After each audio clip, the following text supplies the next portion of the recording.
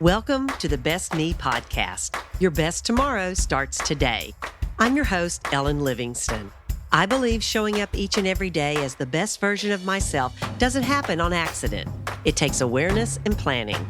On this podcast, I talk about planning for ways to improve my health, develop a sense of purpose in everyday life, and create meaningful connections so I can be the best me I can be. And so can you. Let's get started.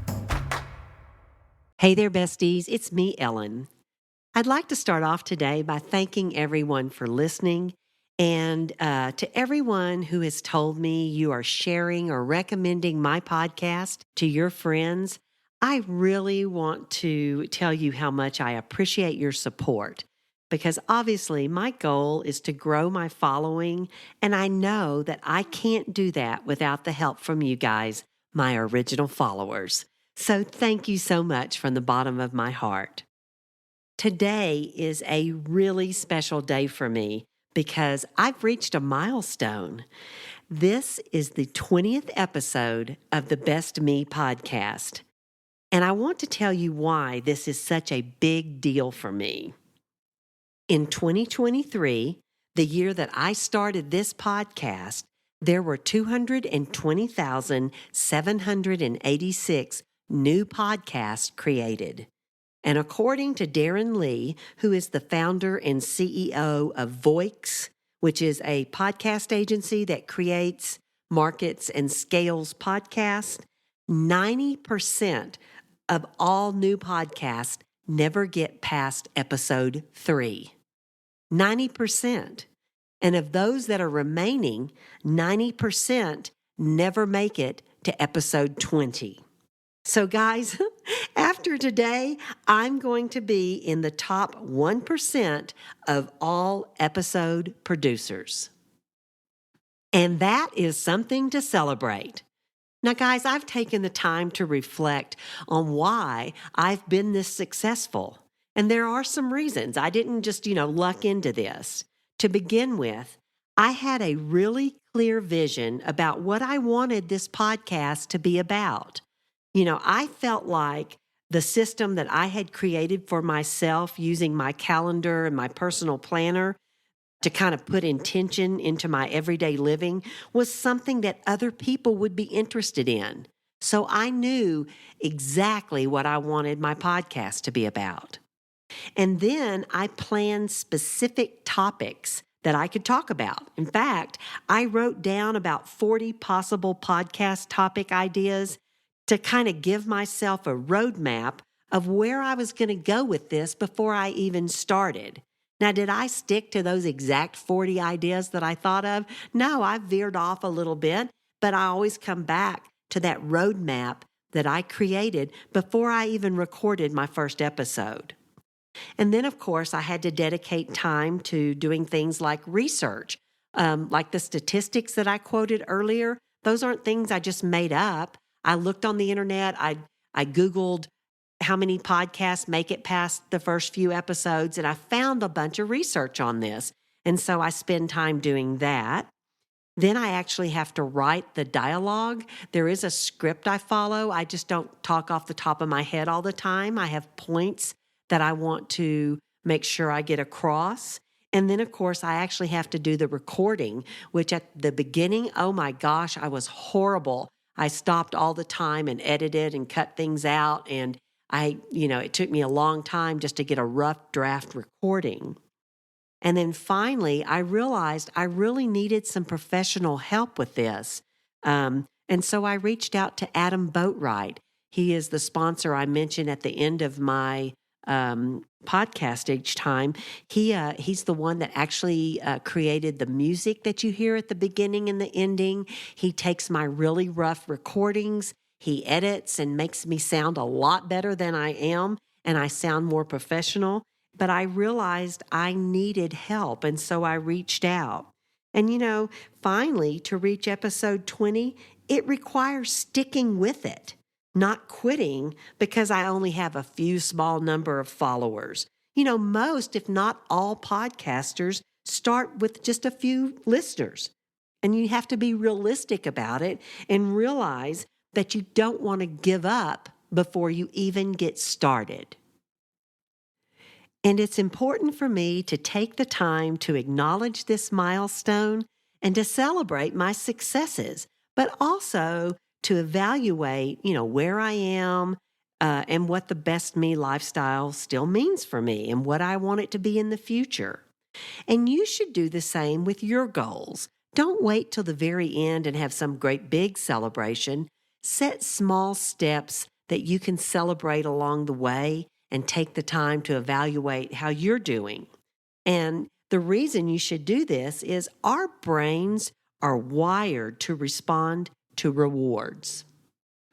When you take the time to celebrate small successes, it actually helps you recognize what's working and why. Like, take, for example, you wanted to go to the gym 3 times a week. And at the end of the month, you realize you've done it. And you may realize it's because going first thing in the day is not best for you, but maybe on the way home from work is what's best. And so taking the time to celebrate that success and look at why you were successful is better for more success. It actually cultivates a success mindset and it motivates us and it helps with momentum and it feels good. I mean, you get a dopamine rush from celebrating and it's nice to do it with a healthy pursuit instead of like from eating a donut or something. And when you celebrate small accomplishments, it actually helps lead to the completion of larger goals.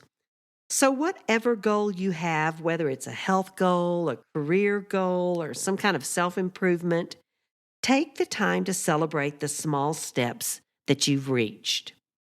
And guys, I know I talked last week about how time is going to pass no matter what you do. And, you can look up in 6 months and say, wow, I've been really successful at watching TV every night. Or you can be celebrating some small step towards a goal that you've set. Now, I know I seem to not crashing on the couch and watching TV a whole lot, but this doesn't mean that I don't watch TV. I do. In fact, I watch a lot of television. But it's because, all of us need some time to relax. We need some downtime. We need some time to not think about life. I just try to make sure that's not the only thing I do every single night. I try to do other things besides zoning out and not slipping into that autopilot of survival mode that I talked about last week. But I also don't mean for you to have to be constantly focusing on self-improving because there can be a downside to that. It can lead to like burnout. And so taking like a planned break can be very beneficial.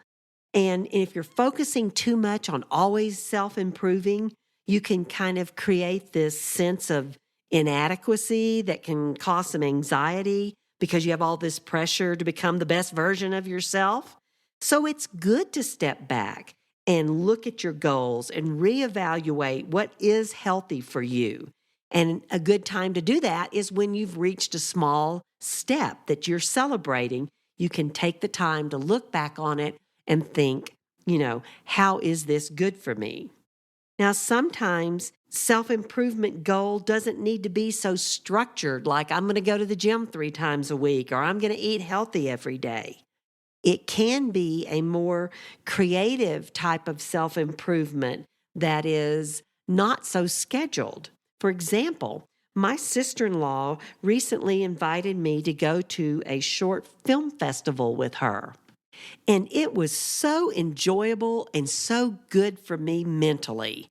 Because first of all, it's something that I've never done before. And so everything was new and really interesting. And I think what I really enjoyed about it was I got to watch the creative endeavors and accomplishments of other people, like the filmmakers and the actors and all the other people that go into making films. And you guys, these weren't long, like full-length films. These were 20 minutes or less. They were shorts. And they were so entertaining and thought-provoking and educational. And it got me in the company of new people. And it really inspired me to do more activities like this. And maybe you have an activity that you don't do regularly that you really should because you'll find out you enjoy it, like maybe going to plays or listening to live music or visiting a museum.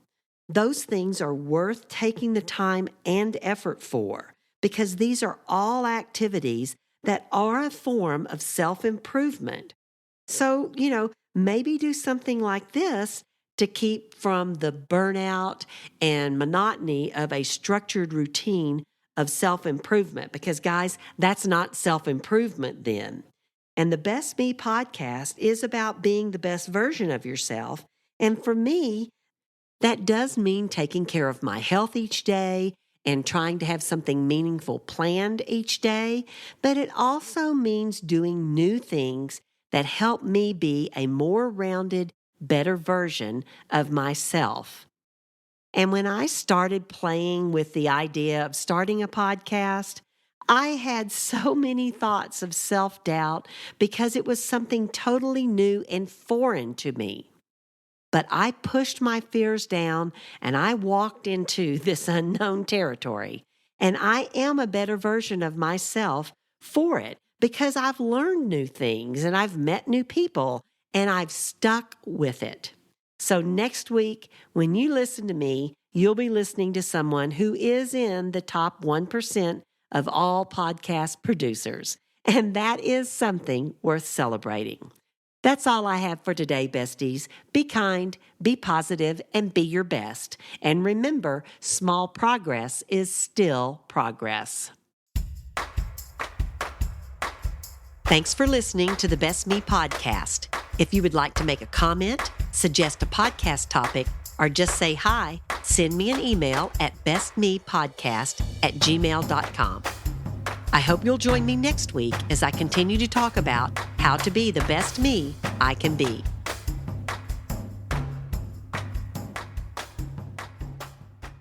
This episode was edited by Adam Boatwright. If you need any help with music, audio and video editing, or digital arts, be sure and check him out at adamboatwright.com.